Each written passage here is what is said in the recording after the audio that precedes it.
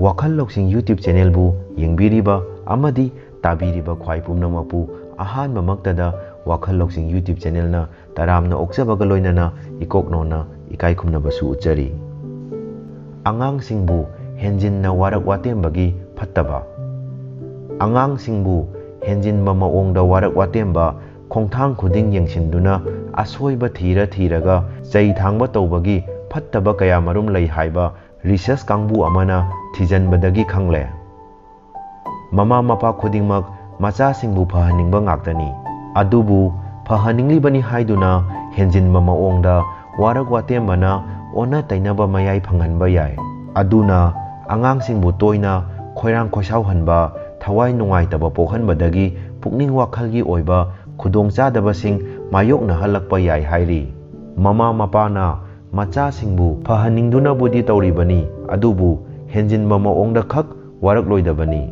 Hiram asigi matangda akaknaba pambai ama thambagi mathau tai.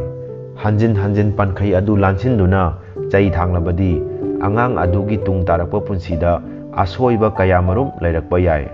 Research singna masagi sahi 19 dagi 15 phawbagi manungda leiba angangsingbu khongthang khuding yengshinduna asoiba thiraga chaibagi mahutta mateng pangsinbiduna achumba lambida puraknaba hotnagadabani. Mama mapa khudingmakna macha singbu aphaba misak amamam oihanningbagum angang khudingmaknasu punsida matik chaba misak ama oiba pamlibani.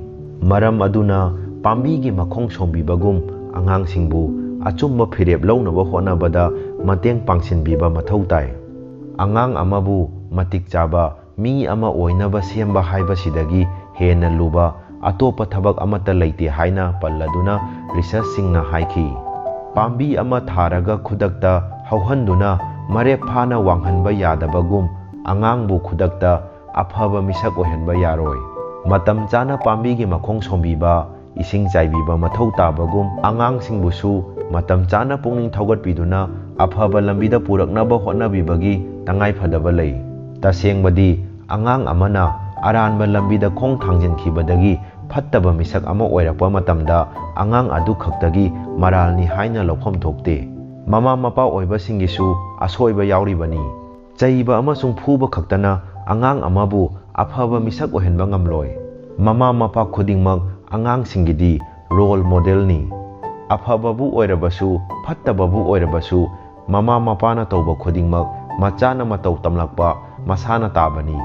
Maram aduna machabu aphaba misak ama ohennaba hotnadringai mamangda mama mapa khudingmak aphaba misak amamam hanna oiba mathau tai. Khudam oina hairabada mama mapaduna yu thaklaga machadana yu thake khanganu yu thakpa phatte haiba matamda macha aduna thajaba ngamloi. Phuba chaiba khaktana angang amabu aphaba misak ama ohenba ngamgani hairabadi angangbu mi oina sembagi thaudang aduk hakna luramloi. Khudam oina hairabada angangbu exam da mark wangna phanghange hairabadi watlingaidagi hauna angang adubu matam chana lairik pahanba mathau tai. Matam chana wahi ama phawba haidraga mark phanglaktraba matamda angangbu chaibagi thawongdi mathau masak khangba mama mapagi khudam nate.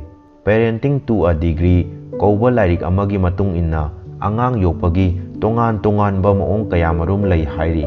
Lairik aduna hai mama mapa kharana macha singbu khongthang khuding senaduna asoiba thiraga chaibadagi angang adu maning tamna khongthang ama phawwa thangba ngamjade. Masina tungi punsida angang aduna maromdom hinglakpa matamda khudongchadaba kayamarum mayoknarai.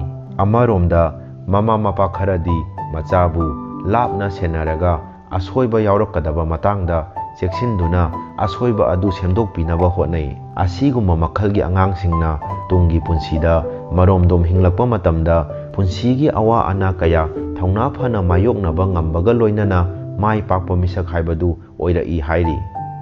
WAKHAL LOUSING YouTube channel gi video asina ahanba oina yengbiba oirabadi WAKHAL LOUSING YouTube channel asibu subscribe tawbiyu loinana bell icon su all da thambiyu maramdi mathangi video thagalakpa matamda somda ihan hana notification laknabagi damak karigumba ngasigi video asida kanaba lauksinba yaba wakhal lausing phangba ngamlabadi video asibu like amadi comment tawbiyu wakhal lausing YouTube channel asibu support tawbiba oina video asibu mayamda share tawbiyu ngasi gi matang swaida losinjarage athuba matamda mayamda wakhal lausing piba ngamba video ama mu khudol tamjage